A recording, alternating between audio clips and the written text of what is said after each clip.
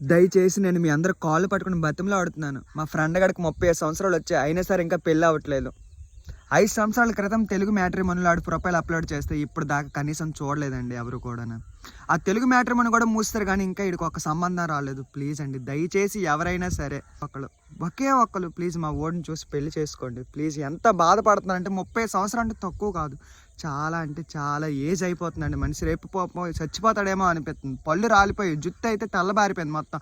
Colour వేసాడు, పళ్ళకి clip పెట్టాడు, దానివల్ల ఏదో కనబడుతున్నాడు. మొహం అంతా ముడతలు దేరిపోయింది, అయినా సరే ఇంకా పెళ్ళి అవ్వట్లేదు. ఇంకా కూడా చిన్నోడినే అని చెప్తున్నాడు అందరికీ. వాడికి 30 సంవత్సరాలు వచ్చినా సరే ఇంకా 18, 19 అని చెప్తున్నాడు అండి బయటికి. ప్లీజ్ ఆ మనసులోని ఆవేదనని మీరు అర్థం చేసుకొని ఎవరో ఒకరు ఒకే ఒక సంబంధం మా ఫ్రెండ్ కోసం సెర్చ్ చేయండి ప్లీజ్. మీ కాళ్ళు పెట్టుకుని బతిమలో ఆడుతున్నానండి నేను.